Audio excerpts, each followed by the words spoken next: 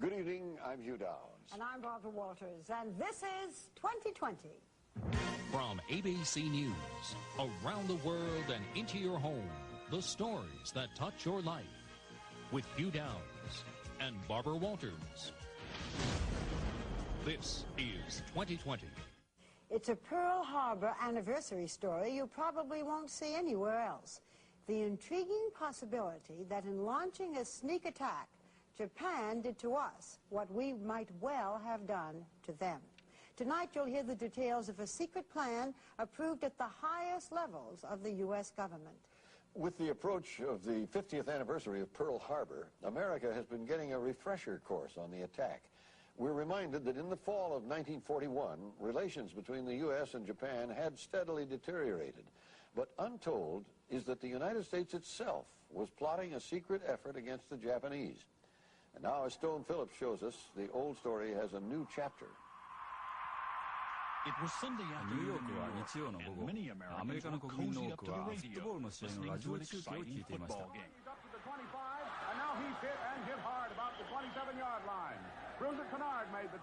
We interrupt this broadcast to bring you this important bulletin from the United Press.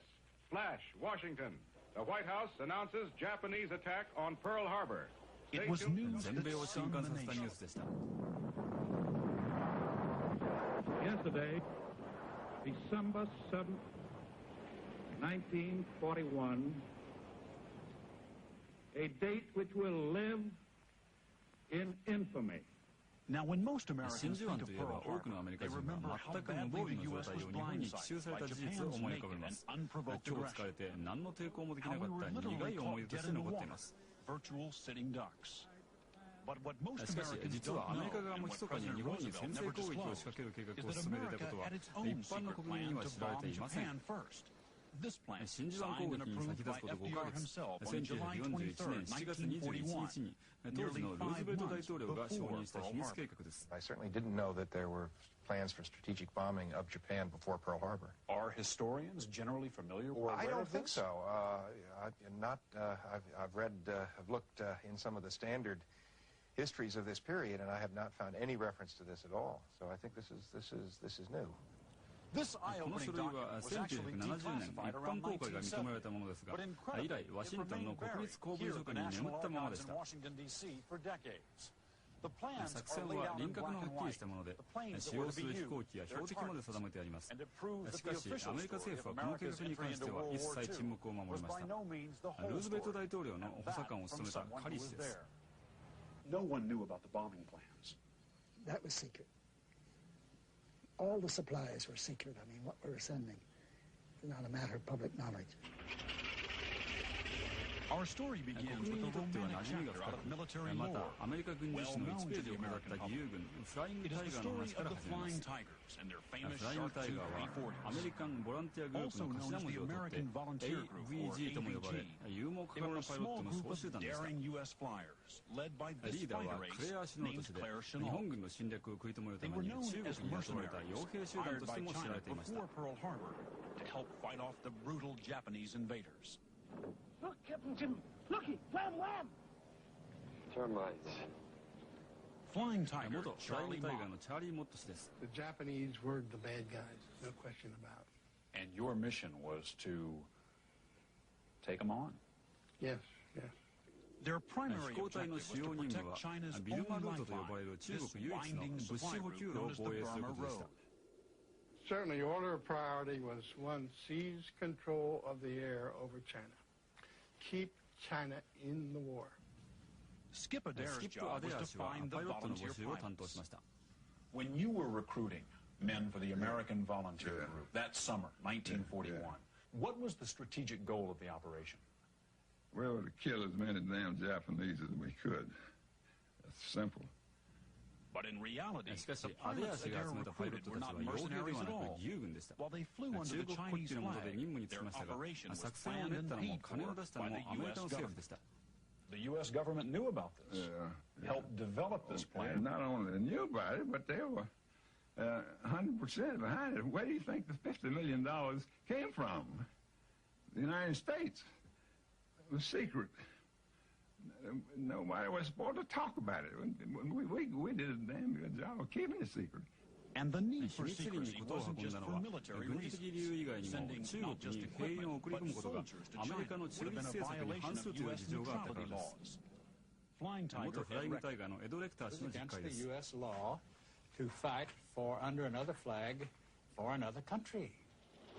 But what most Americans will be startled to hear, and what is the subject of this report, is that the United States, long before Pearl Harbor, had secret plans for a second American volunteer group with a much more daring mission. Flying Tiger Dick Rossi. There was a second group, which would be a bomber group, and the third group would be another fighter group. So it was all in the works. Yes, at least that was what you were being told. Yes. We knew that there's going to be a bomber group formed. In fact, Chenault told me that I would probably get the bomber group. A secret bomber group flying against Japan before Pearl Harbor sounds inconceivable. But Claire Chenault, leader of the Flying Tigers, laid out his offensive strategy for Japan early on. Quote, if the men and equipment were of good quality, such a force could cripple the Japanese war effort. A small number of long-range bombers carrying incendiary bombs could quickly reduce Japan's paper and matchwood cities to tips of smoking ashes. Now, those were Chenault's words. The question is whether his plan was backed up by the White House. That's a crucial question we wanted someone to answer. But after half a century, we thought that might be impossible. Well, surprisingly, there is one key figure in FDR's White House who is still around to answer our questions. His name is Lachlan Curry. In 1941, he was one of the president's closest advisors, Roosevelt's personal envoy to China, and Claire Chenault's biggest supporter in the White House. Today, Curry lives in South America. He is 89 years old, and his Today, Curry lives in South America. He is 89 years old, and his voice is frail. But he did agree to help us understand those dramatic days preceding Pearl Harbor. Claire Chenault wanted to bomb Japan, didn't he? Yes, very much so. You were an enthusiastic supporter of Chenault's plan. Oh, yes. And I helped in every way I could, yes. To push the plan through, to see that it was executed. The whole project, yes. This was the secret plan, as presented to President Roosevelt, called JB-355. JB standing for Joint Board, which is the equivalent of today's Joint Chiefs of Staff.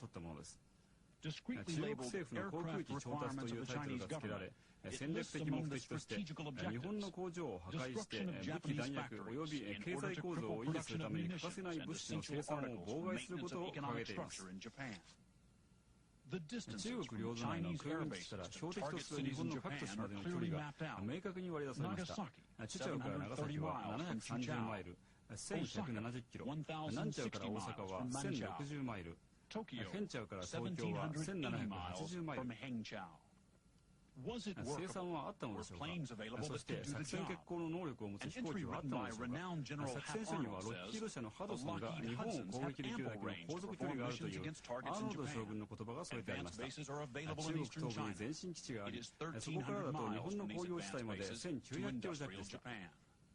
The plan was signed off by the Secretary of War, the Secretary of the Navy, and approved by FDR. The date, July 23rd, 1941, almost 5 months before Pearl Harbor. When we showed Joint Board Plan 355 to Lachlan Curry after 50 years, he said some parts seemed familiar while other parts did not. But it's clear from the documents that JB-355 actually went to FDR at the request of Curry himself. Curry said his role was strictly procurement, not military strategy. You worked to make sure the bombers were in the pipeline, to see to it that this happened. That was my job, yes. And the pilots? And the pilots, yes.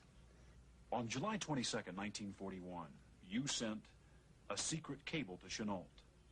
I am very happy to be able to report that today, the President directed that 66 bombers be made available to China this year, with 24 to be delivered immediately. Why would you be procuring bombers? Well, actually, the purpose of bombers is to bomb. I can't pretend that we didn't know what the bombers were for. And according to this plan, they were going to be manned by Americans. Volunteer Americans were paid. They were mercenaries. But the White House was very much in favor of it. So this had the blessing of the U.S. government. It had the blessing of it. To find out how a prominent historian would react to Joint Board Plan 355, we brought a copy to Yale University and showed it to U.S. Foreign Policy Professor Adam Smith. As an historian, what's your reaction to this? It was top level. I mean, this isn't just some obscure major fantasizing down in the bowels of the War Department somewhere. I mean, this is important stuff. Secretary of the Navy? Yeah. Secretary of the Army? Absolutely. And high admirals, Thomas Hart involved in it, Admiral Kelly Turner, who was a key figure in naval intelligence. His handwriting is all over this. But Smith said the document raises some critical questions that no one seemed to be addressing in those months before Pearl Harbor. Like, how are Lockheed Hudson bombers, the only ones available for the China operation, would have done against the Japanese Zero, a state-of-the-art fighter plane? They would have just decimated, I think, the Lockheeds, because the Lockheeds would have gone beyond the range of their own fighter patrols. Now, what do you do when they get shot down over Japan? That would have been an interesting question. They weren't mercenaries. This is an American operation. In the end, for the Americans, it was a case of too little, too late. There were constant delays, and by the time the bomber group was on its way, the Japanese fleet was already heading for Pearl Harbor. History JB355 は歴史の流れの中に消えてしまいました。